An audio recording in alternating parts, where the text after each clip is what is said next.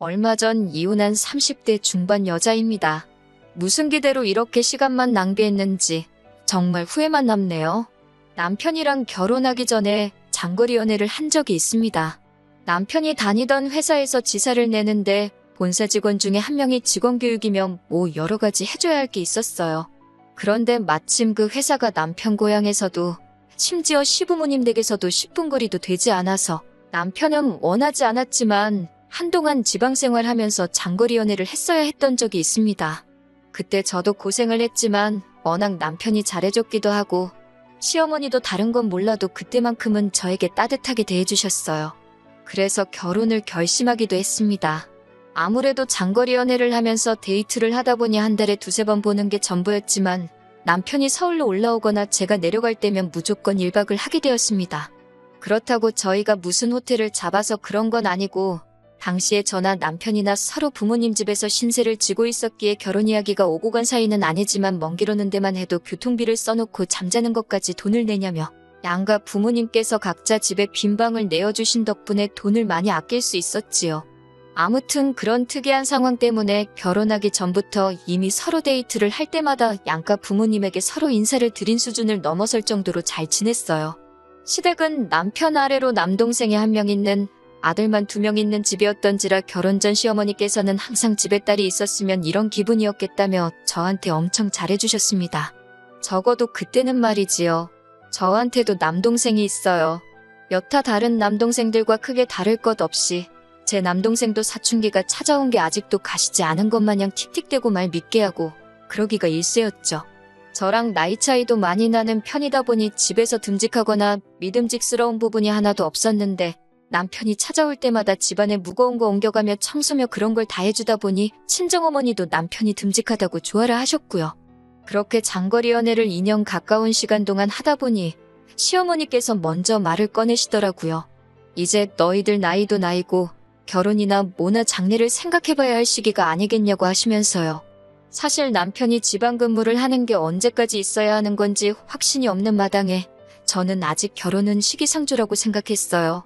시부모님이 저한테 잘 대해주셨던 것도 친정부모님이 남편을 마음에 들어라 하셨던 것도 다 떠나서 저는 직장이 서울에 있는데 장거리 연애로 모자라서 장거리 부부 생활을 얼마나 더 해야 하는 건지 그게 부담이 되기도 하고 걱정도 많이 되었었거든요.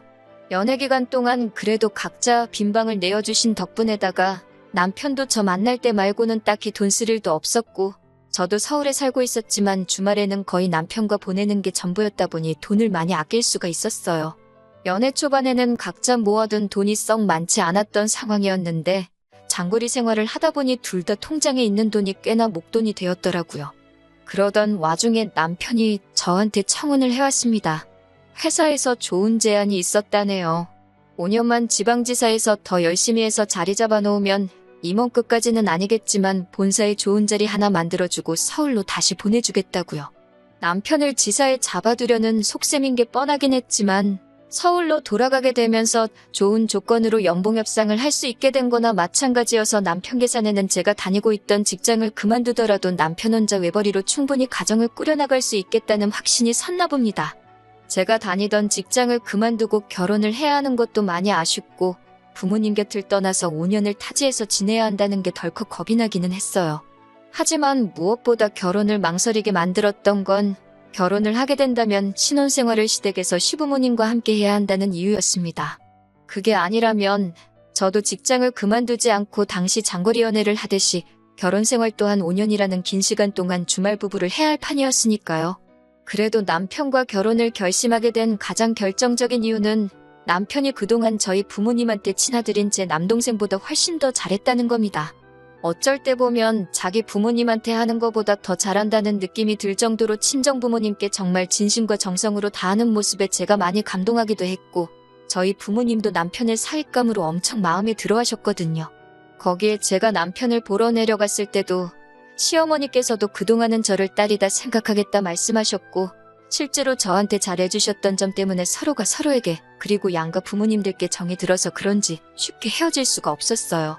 그래서 2달이라는 긴 시간 동안 고민한 끝에 결혼을 하기로 결심을 했었네요.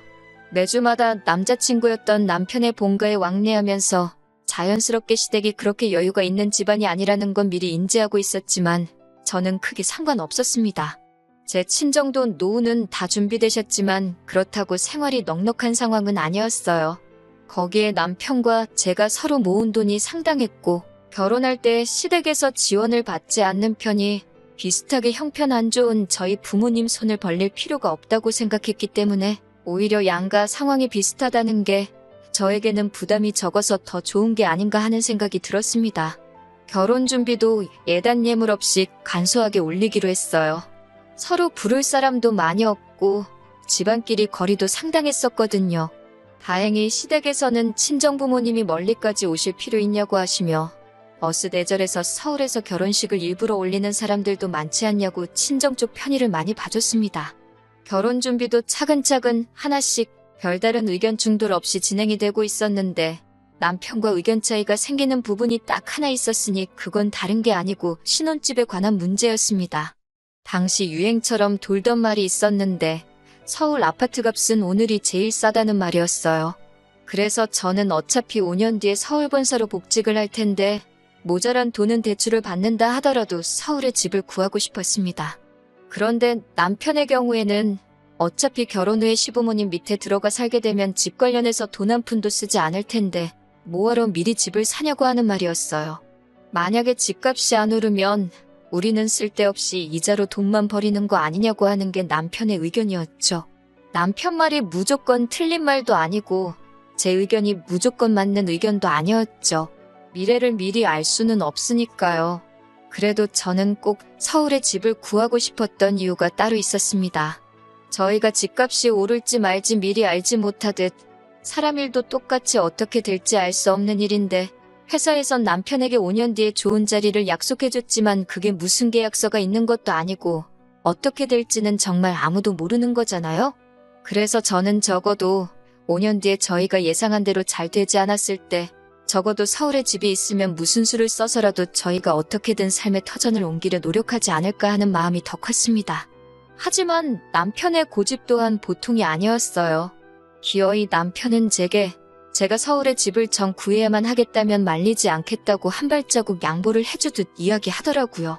하지만 남편이 내건 조건은 서울에 집을 사는 건 제가 모은 돈으로만 대출을 받아야 한다면 대출도 제 이름으로 받아야 하고 대출금 상환 또한 제가 벌어서 제 돈으로 갚아야 한다고 하는 겁니다. 그리고 남편은 여태까지 모은 돈을 포함해 앞으로 5년 동안 회사 생활하면서 돈 한 푼도 쓰지 않고 그대로 모아서 저희가 서울로 돌아가게 되면 그때 대출금을 자기가 모은 돈으로 한 번에 갚아버리면 되는 거 아니겠냐고 하더라고요. 대출을 더 받는 만큼 이자 부담도 커지겠지만 이걸로 더는 남편하고 신랑이 하고 싶지도 않았고 이 정도면 서로 반발자국 양보한 게 아닌가 싶어 알겠다 했습니다. 살짝 무리하는 감이 있기는 했지만 지방으로 내려가서도 제가 여태 하던 관련 직종에 취직을 할 수 있고 시집살이도 안 하게 되지 않겠나 싶어서 여러모로 저한테는 좋은 조건이었지요. 그래서 결혼 준비하면서 부동산도 백방으로 알아보다가 30년이나 된 복도식 구축 아파트이긴 했지만 정말 좋은 가격의 대출도 없이 아파트를 하나 구하게 되었습니다. 5년 뒤에 둘이 서울로 올라와서 살 집으로 삼기에는 조금 좁지는 않은가 하는 느낌이 들었지만 정말 좋은 가격에 사기도 했고 이 정도 돈이면 집값이 떨어져도 얼마나 떨어지겠나 싶었어요. 구축이다 보니 재개발 호재도 있었고 말이죠. 그런데 집을 계약하는 과정에 있어서 남편이 공동명의를 요구해왔습니다. 공동명의하는 게 뭐가 어렵겠나 싶었는데 생각해보니 이 집에 남편 돈 들어간 거 한 푼도 없으니 지금 당장 집값이 반을 내놓으면 공동명의를 해주겠다 했어요. 어차피 5년 뒤에 주나 지금 주나 똑같은데 그러기는 또 싫었나 봅니다. 남편은 끝까지 고집을 부리면서 어차피 5년 뒤면 집값은 폭락할 테니 그때 돼서 집값이 반을 주고 공동명의로 돌리겠다고 하더라고요. 공동명의는 집값이 반을 받기만 하면 해줄 수 있는 거고 그 집이야 미래에 어차피 우리가 살 집이니 당신 알아서 하라고 하고 말았습니다. 그리고 그게 어떻게 보면 저한테도 신의 한 수나 마찬가지였던 것 같아요. 무리 없이 결혼식을 올리고 저도 다니던 직장을 관두고 지방으로 내려와 새 직장을 잡았습니다. 어쨌든 제 분야에서 경력을 계속 쌓아서 다시 서울로 돌아왔을 때 무리 없이 복직을 할 수 있도록 일을 하기로 결정했어요. 월급은 당연히 서울에서 다니던 회사에 비교할 정도가 아니었어요. 그래도 계속해서 일을 할 수 있다는 사실에 감사했습니다. 그런데 결혼 전에는 저를 딸처럼 생각하겠다 하던 시어머니가 점점 변하기 시작했어요. 며느리가 들어왔는데 왜 내가 아직도 살림을 해야 하느냐고 하더라고요. 아무리 딸 같은 며느리, 엄마 같은 시어머니라고 외쳐도 어머님과 저는 절대로 섞일 수 없는 물과 기름 같은 존재라는 생각이 들었습니다. 어머님은 제가 결혼하고 오면 새 직장을 갖지 않을 거라고 생각하셨다네요. 제가 뭐가 아쉬워서 잘 다니던 회사까지 때려치고 와서 시부모님 모시는 전업주부 생활을 하겠어요? 그렇게 말을 하지는 않았지만 저도 다 계획이 있어서 회사에 다니고 있는 거라고만 설명드렸습니다. 어머님 입장에서는 입이 하나 더 늘은 게 못마땅하셨고 제가 남편이 요구했던 공동명의까지 거절을 했다 보니 저한테 쌓인 게 좀 있어 보이셨어요. 결국에는 저보고 아무리 그래도 그렇지 맨입으로 시집아 놓고서는 뭐가 그렇게 당당하냐고 뭐라 하시더라고요. 그게 무슨 말씀이냐 했더니 여자가 결혼할 때 혼수를 해오는 게 당연한 거 아니냐고 하시며 어머님 댁에 보일러도 오래되고 가전이며 가구도 다 쓸 만큼 쓴 오래된 것들인데 그런 걸 제가 다 바꿔와야 한다고 하시는 거예요. 그건 제 혼수가 아니고 어머님 댁 혼수지 않냐고 혼수를 하게 되면 5년 뒤에 저희 집 가서 그때 해오겠다고 했습니다. 그 말을 하면서 저는 제 명의 집이 있으니 혼수는 안 해도 되는 거 아니냐고 말하고 싶었지만 괜히 그렇게 말했다간 어머님이 남편은 혼수만 하면 되지 않겠냐고 하실까봐 집이야기까지는 하지 않았어요. 더 있어봤자 원성만 높아지고 싸움으로 번질 수도 있겠다 싶어서 제가 자리를 피했습니다. 남편이 적당히 중간 역할을 잘 해주기를 바랬는데 남편은 그래도 우리가 엄마 집에서 살면서 돈을 얼마나 아끼고 있는지 알기나 하냐면서 저보고 알아서 시어머니 기분 좀 맞춰달라 하더라고요. 정말 실망스러운 대답이었습니다. 제가 당신 그딴 말 하는 거 들으려고 회사까지 그만두고 여기 따라온 거 아니라고 한마디 했어요.